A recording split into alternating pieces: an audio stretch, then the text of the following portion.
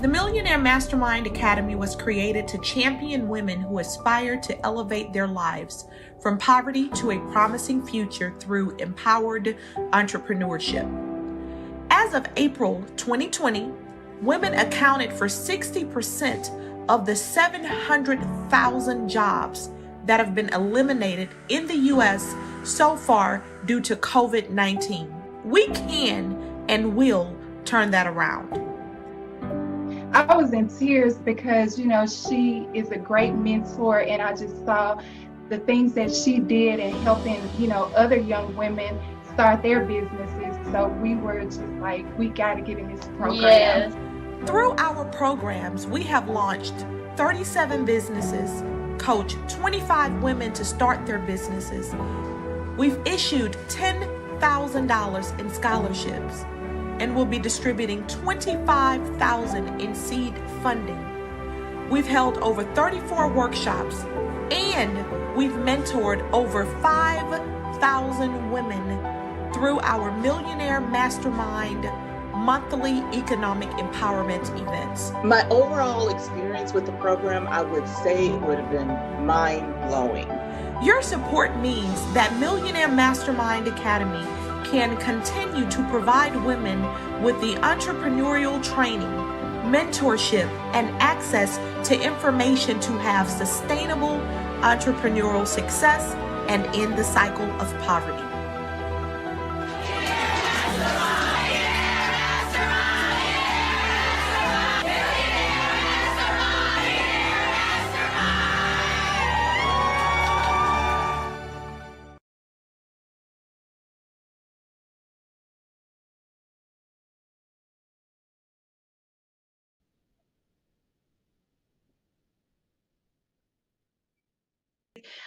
We were experiencing, and I thank you all for your patience and staying with us. So today we have a fireside chat with Millionaire Mastermind Academy's CEO and founder and award-winning entrepreneur, Dr. Velma Trayham, and Blaylock Van, senior leadership, to discuss financial service industry opportunities for minority women. If you are joining us for the first time today, welcome. It's brought to you by Millionaire Mastermind Academy. For anyone that is new today, I am also joining my first time here. I am the new executive director. I am also a former business owner of 2 retail stores here in Arizona. I'm very passionate about helping others succeed and will be a resource to the program in any way that I can. My goals are to help expand Millionaire Mastermind to reach more people through the programs that we offer. So Millionaire Mastermind Academy has a mission to end poverty through entrepreneurship. As you guys saw in the video, we have helped over 8,000 women entrepreneurs by the programs that we offer, which is to get them ready for the next level. So we are located in several states: Miami, Atlanta, Houston, and Phoenix, which is where I'm at right now. And our AC is broken, so it's very hot in here.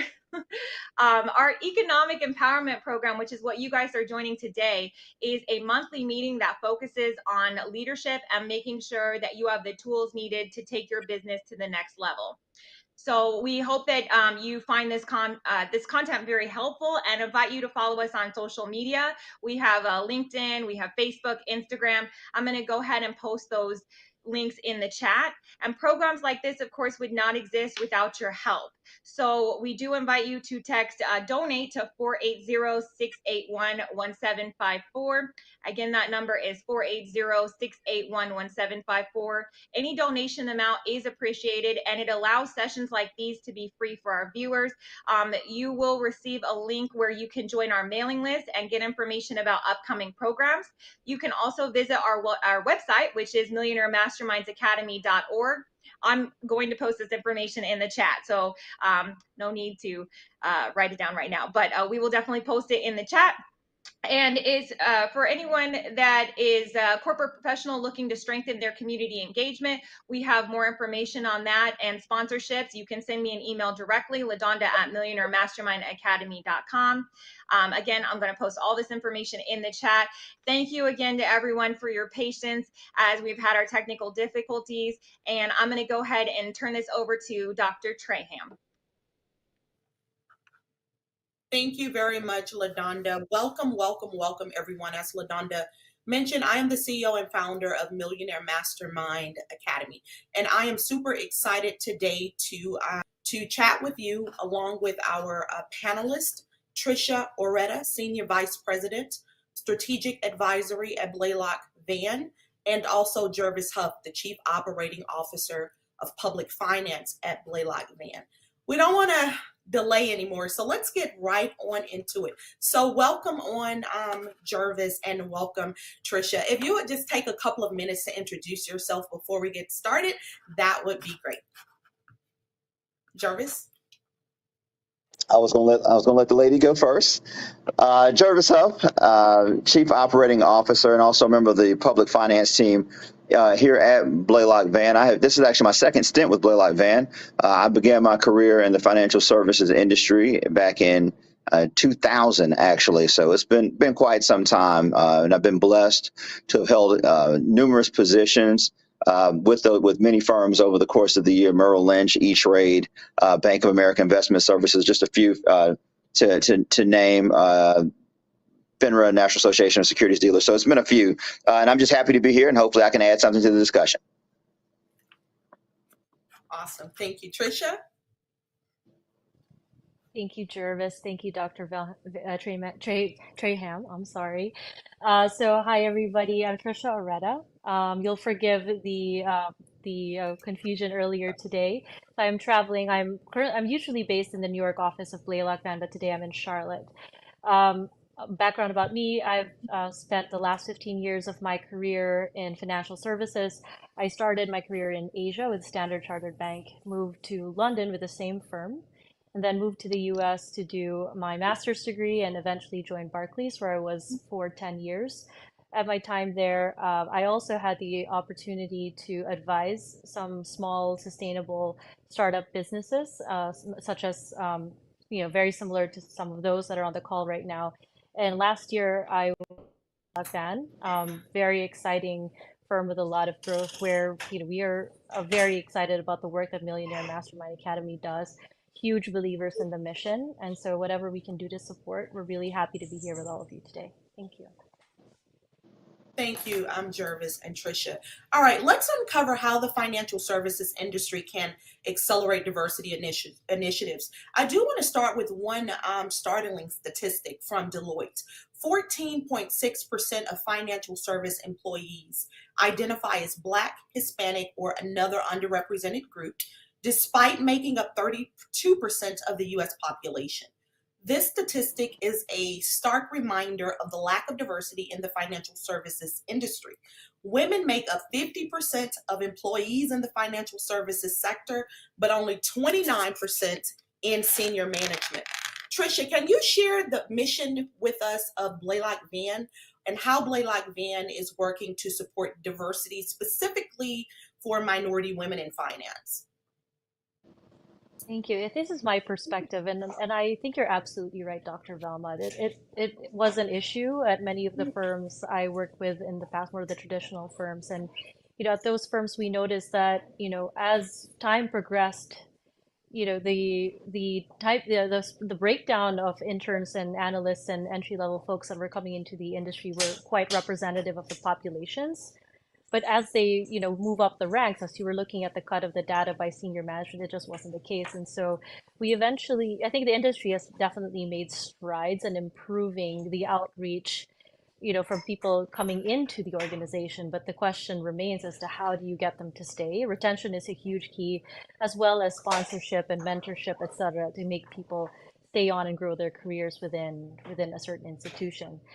So we can definitely chat about that in more detail, but I wanted to start by agreeing with you. It remains an issue even after the 15 years that I've been working in the industry.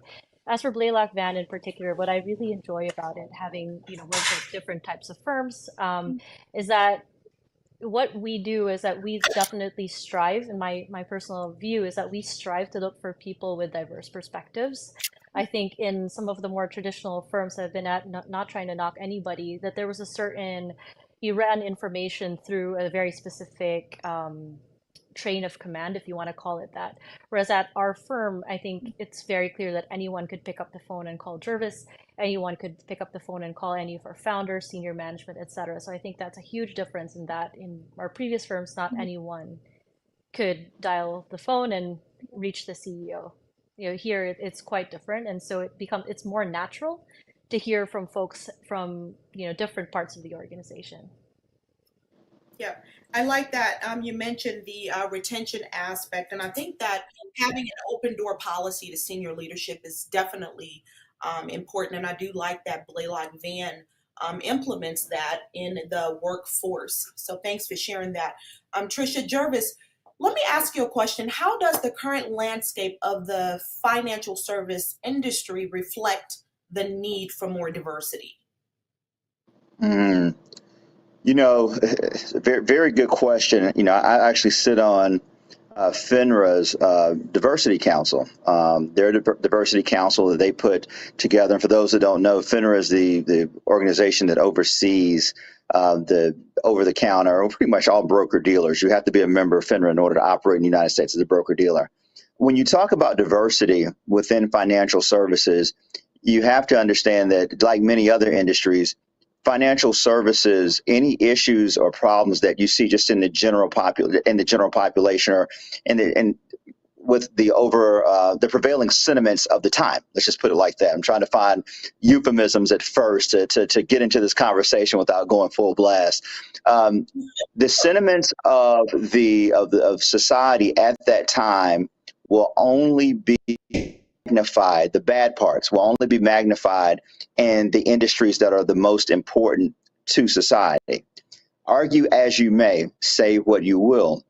There is no industry that is more important to what we do, other than maybe defense, to what we do in this country than financial services. From everything you wear, to the lights that are on, to the streets that you travel on, those are all capital market functions. There are banking functions too, but when I say capital markets, it's really the investment banking side of things. So you have to realize that in a society where a lot of times we have an animus for things upon a racial tinge. And what I mean by that is that we often look at race, and race is very important because so many things in this society, we're based on progress for some, but not progress for all, right? And those things become magnified and manifested in different places. So when you look at financial services, you start to realize that this is the last vestige. If you give all people all access to everything in financial services, then what has happened, it's going to be hard. You won't have some of the things that you have take place in society. This is where it comes. This is where it goes. This is where it stops and starts. So when you look at diversity in financial services, it's an interesting thing. Whereas you see a lot of the companies and you see a lot of folks that say, hey, this is what we want. When it comes down to it, actions, policy, practice don't necessarily meet what their mouths and what senior leadership may say at some time. So when you talk about the need for diversity, it's definitely a need for it. But for so long, it was basically just one group that controlled financial services. And as long as that was the case, then those were where the decisions were made. So, as more people, more women, more minorities get their just due, because again, these are earned spots. These are not spots that are given. One thing I can tell you about financial services, none of the people that you see sitting there were given anything. The amount of work that was put in was over and above many, many, many times, especially for the women and people of color, many, many times over. And for the ones that have stayed at those companies, they've stayed despite oftentimes not knowing what that position was going to look like, because guess what? When they looked up at senior leadership, they oftentimes didn't see their mirrored reflection. So we're still a long ways off. You look at it and think the statistics you just gave was 29% women and 14% minority. I want us to always be careful too, and I don't want to get too controversial with this, but to look at that arbitrage, look at the delta between those numbers, and realize that even when you look at affirmative action and some of these other things, where the numbers actually skew. And just because you see certain numbers doesn't mean it's really reflective of of anywhere close to the population, or even reflective of anything even close to being quote unquote fair. So Yeah, that's some really good information. I like that. You mentioned that diversity definitely start with senior leadership, and policy, and we talk a lot about organizations that are simply checking boxes. Diversity is the result of doing what is right. Trisha also mentioned the retention aspect of things, and I like that you mentioned that they stay not knowing what the positions would look like, because the oftentimes what's happening within these positions is you're kind of creating the policies as you go, because a lot of organizations don't have that infrastructure. So that's really good. Jervis, to kind of backdoor that, I want to ask you, how do you believe diversity in finance efforts affects decision making and overall business success? listen, you are not going to be successful in this industry unless you hear the voices and opinions of the masses, right? Statistically, empirically, quantitatively, it has been proven. I mean, McKinsey and a few other consulting firms have done extensive work.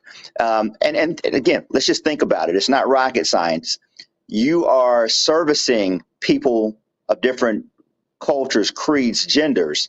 In order for you to understand your target audience, they need to be in the room making the decision. It should not be mono demographic. We'll use that term. It shouldn't be mono demographic. Again, very euphemism. Mono demographic when things are being decided.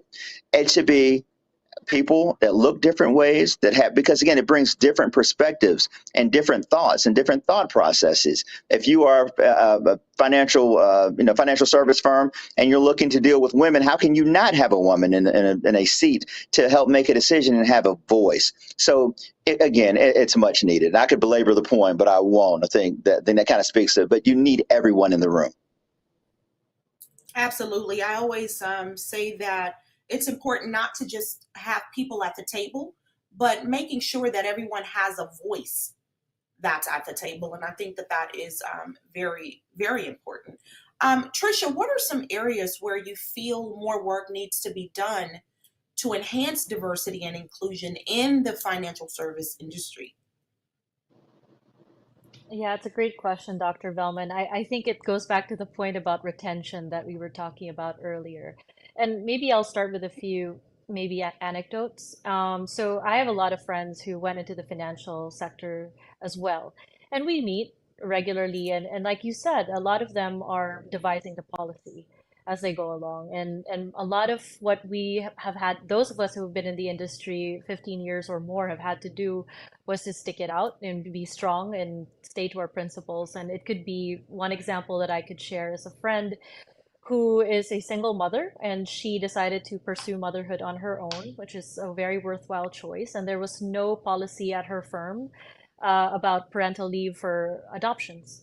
So she essentially had to make the case as to why her taking a parental leave to welcome her new child was, deserved the same amount of time as somebody who had given birth to a biological child, etc. But it took a lot of sticking to her beliefs and her values, and I think what it takes as well is essentially, I would say, support group, but maybe a sisterhood. Speaking from a female perspective, a sisterhood of those who are in this industry, believe in the good that the industry can do, and stick it out, and don't be afraid to write the policy and move the needle step by step. I like that you mentioned, thanks for sharing that, Trisha. I like that you mentioned the sisterhood component. That's exactly what we enforce at Millionaire Mastermind Academy, being a nonprofit organization aiming to remove systemic barriers for entrepreneurs, underserved and excluded. I think that sisterhood is very important, empowering, and having, for entrepreneurs to have access to mentorship and opportunities that can really advance the entrepreneurial ecosystem.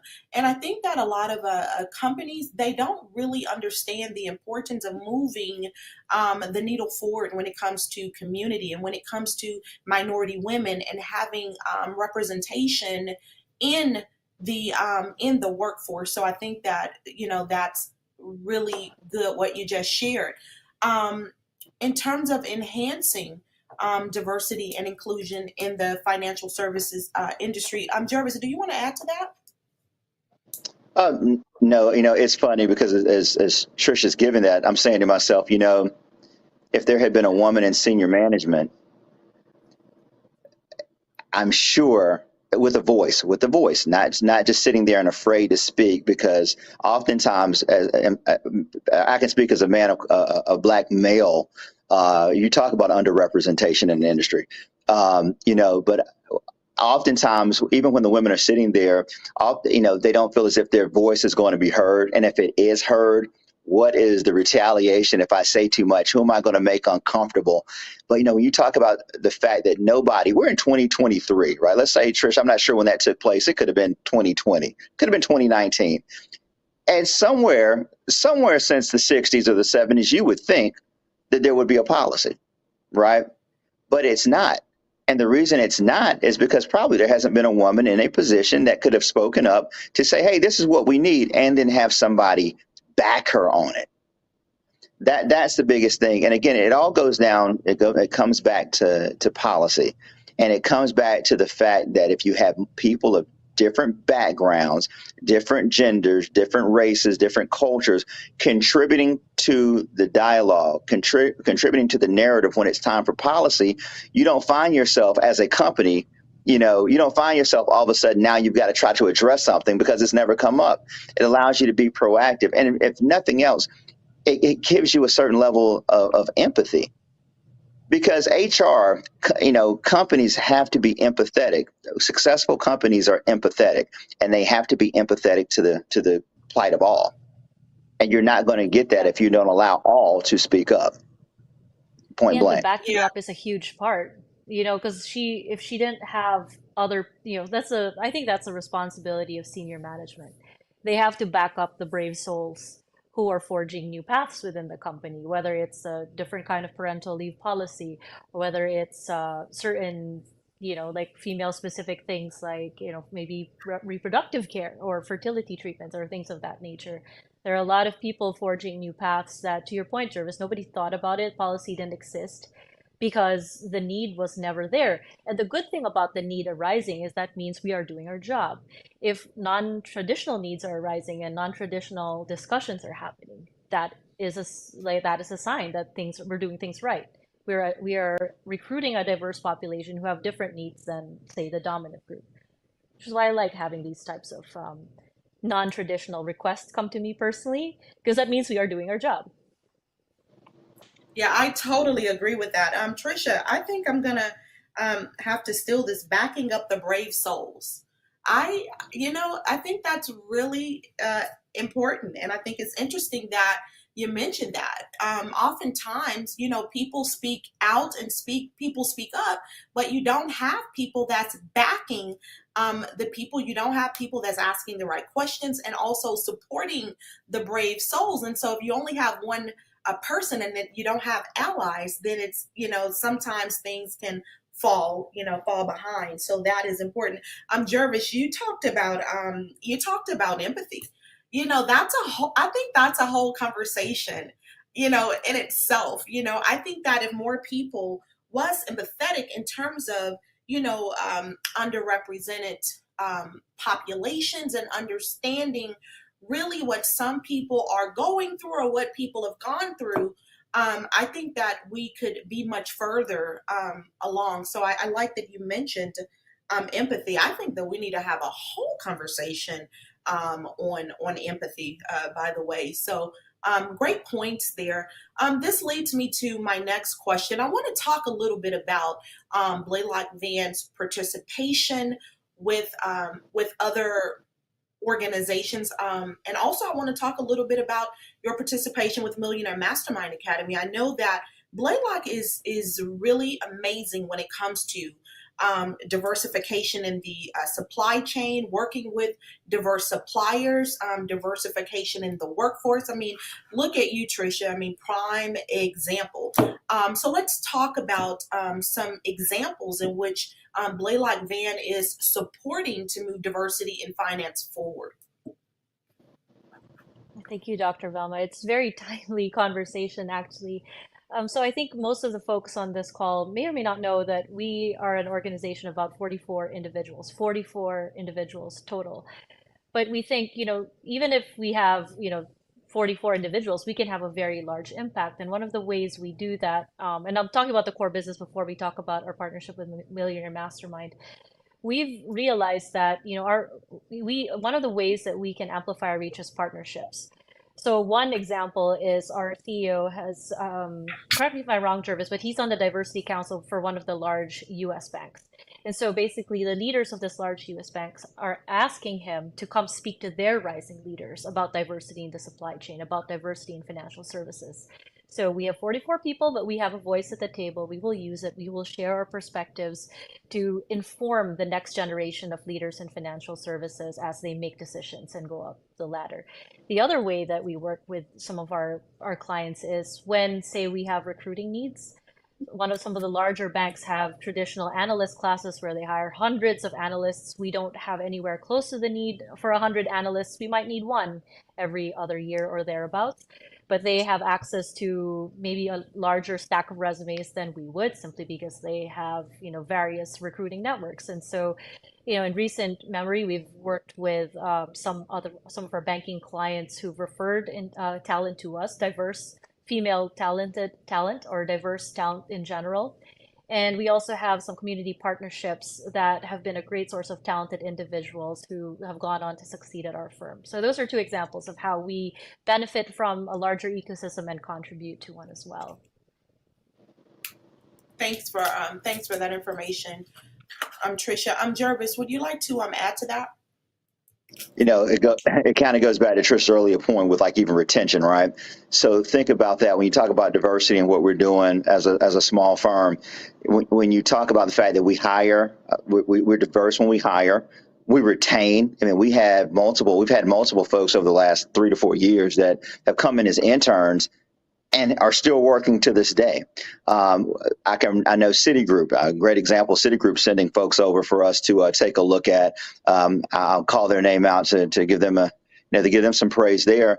And then even when you look at it from just our core work that we do, when we have the opportunity to go out and hire vendors.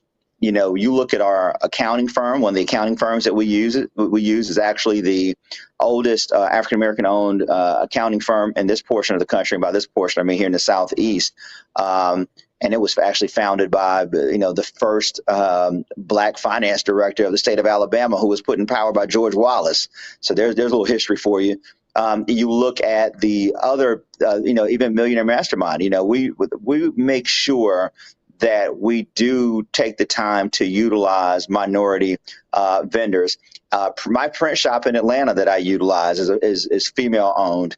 I could have gone to Kinko's. I could have gone to many other places, but they give me a great product and they deserve a chance. And I think at the end of the day, when you look at a firm like ours, the battles that have been fought by many of the individuals within this company, those individual battles come together to give us an environment where we understand the struggles. And the last thing we want to do is put each other through those struggles.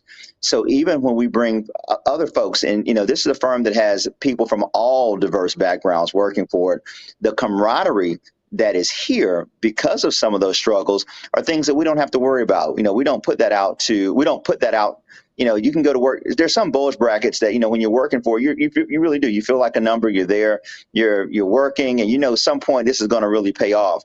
Well, from the second that people step in here, we try to make it a situation where they know their existing skill set is valued. They're valued as an individual, and the things that we're hiring them to do that we know they bring enough to the table that we could ask them to do anything and give them a fair shot and they're going to make it work because they're capable people no matter what. And so I think that's a big thing for this firm. You know, we put our money where our mouth is. We put our hiring practices where our mouth is. This is a firm that in the past we've had either minority women of color or women that have been the heads of our public finance. We've had the head of our corporate syndicate.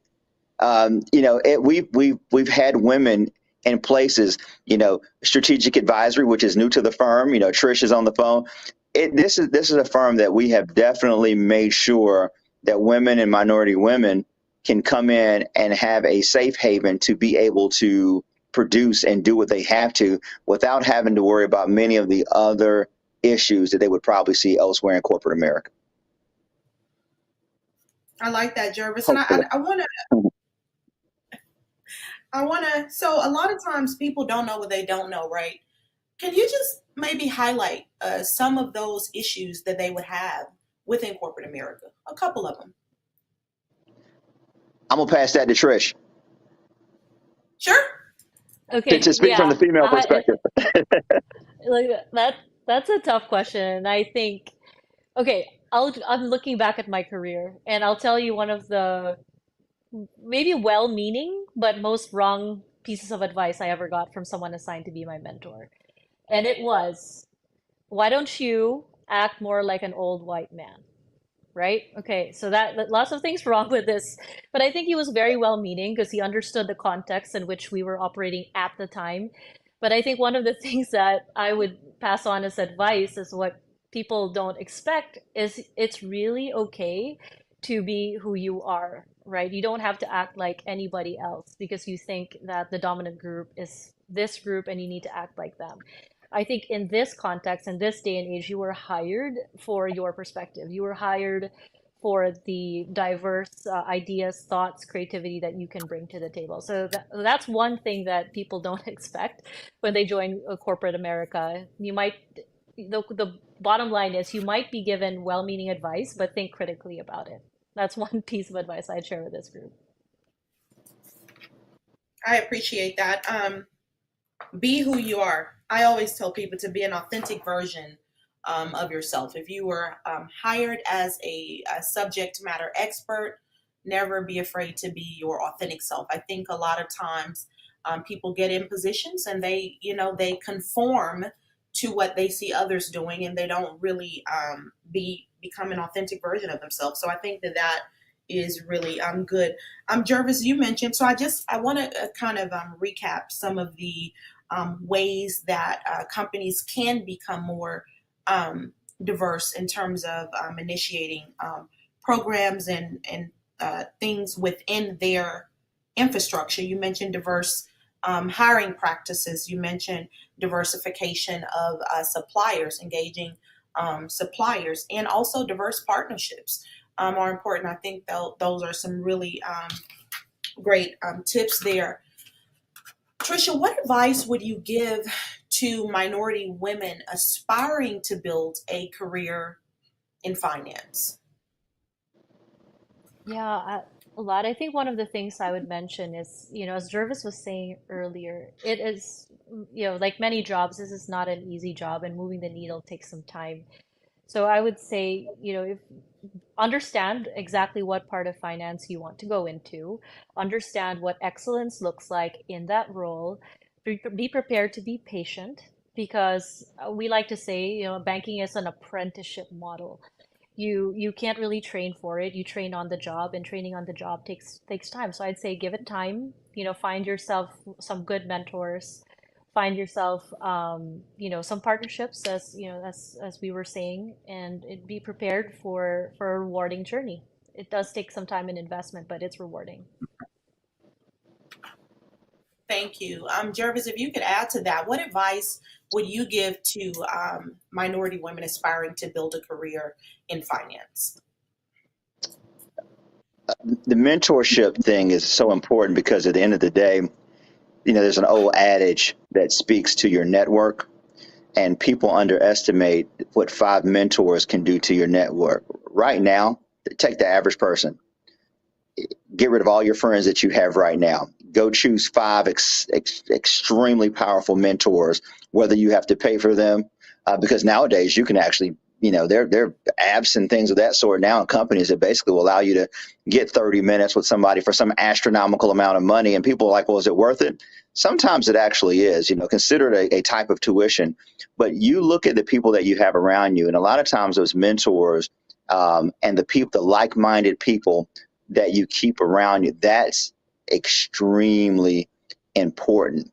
And again, making sure if you're a woman of color that you're keeping enough positive female mentors, because again, you're going to have things that respectfully, and trying to make sure I'm really soft when I say this, but respectfully, there's certain things that women are going to go through that, as much as many men try to think they know everything about what women go through and have that male masculine omnipotence, which you can't, you're never going to be a woman. Let them have their time and then that's okay. There's certain things that women go through that men are oblivious to. So for that reason, you need to have a lot of women that have around you that have been through those things and can guide you, definitely guide you through them and can speak from experience. When I go looking for mentors, I look for people who will have had similar life experiences. And I think oftentimes when we do that with people that look like us, oftentimes it is looked at as being a threatening thing. And a lot of times folks will back up off of it. And I say to you, do those things unapologetically. You have no reason to apologize.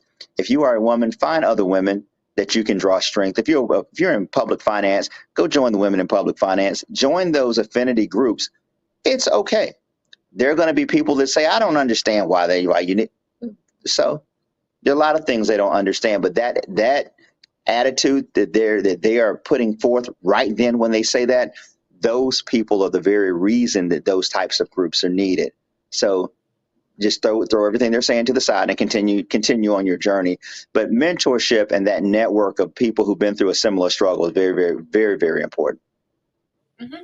Speaking of, thanks, Jervis. And speaking of mentorship, Trisha, are there any organizations that you could potentially share with some of the women that are on the call if they wanted to kind of get involved with other women in the financial service industry and, mentor and things of that sort? Are there any advisory groups that you know of that we could share as a resource?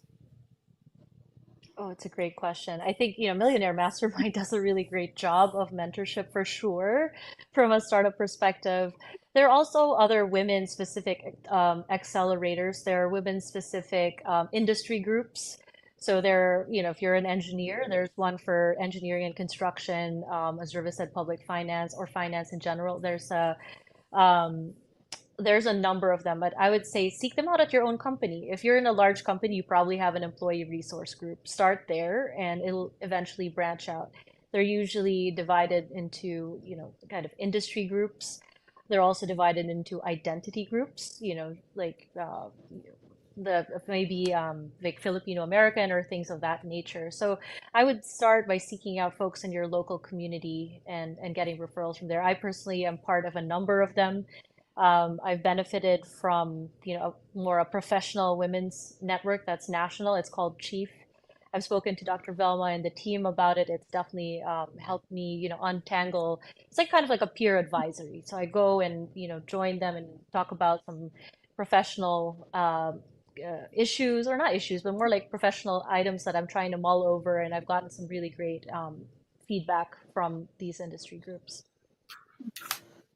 Awesome. Thanks for sharing that information, Trisha. So mentorship is important. I think, I don't think that I would be where I am if I didn't have mentors. So for those of you that think you can do it alone, I'm here to tell you that you're probably going to waste a lot of time trying to figure things out. So peer advisory groups, having mentors, as Jervis mentioned, that are where you want to be and have done what you are looking to do is very important. I oftentimes see new entrepreneurs and new startups choosing mentors that have not done what it is they're looking to do. I don't know why my hair is looking weird over here in this camera thing, but anyway,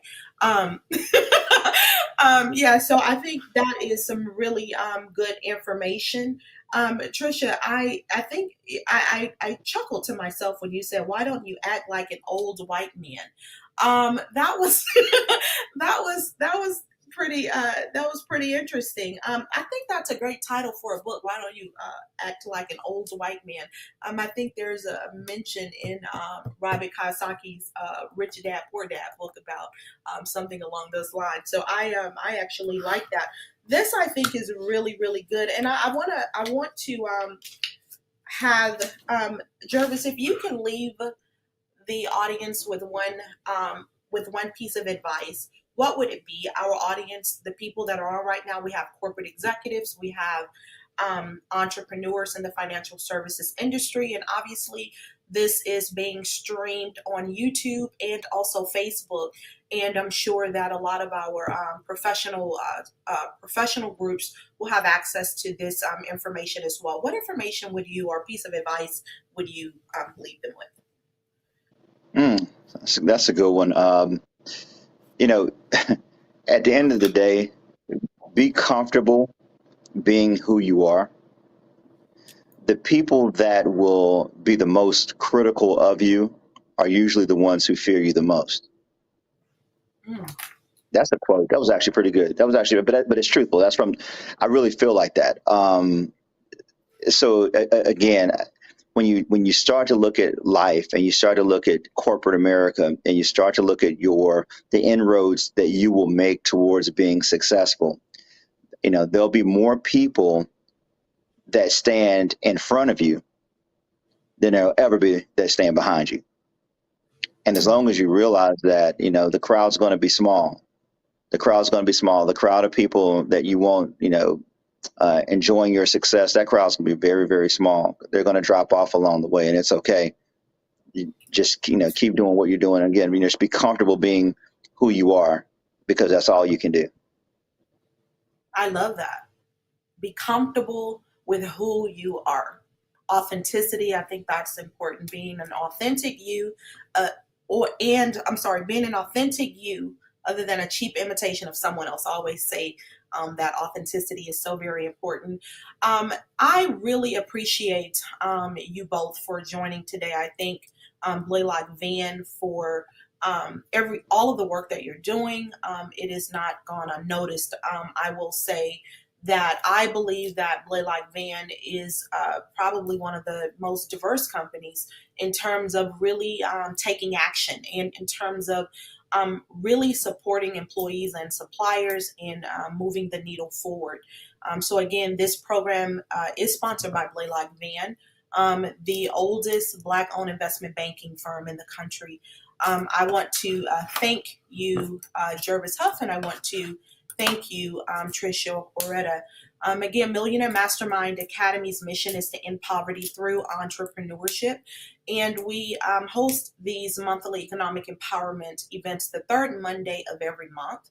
We have programs such as Entrepreneur Accelerator Program, our Impact AZ program, our Real Estate Accelerator program. You can learn more. Our Executive Director, LaDonda, did place those links in the chat. Again, I am Velma Trayham, the founder and CEO of Millionaire Mastermind Academy.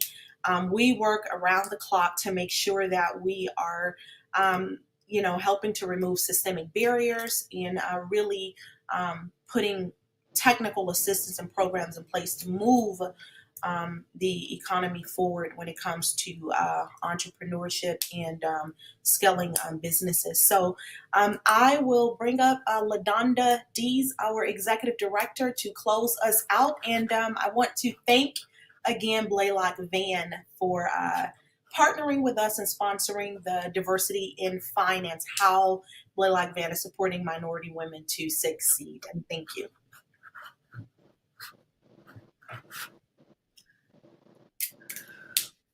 We can't hear you. Thank you, Blaylock Van. You still can't hear me? Okay, you're good.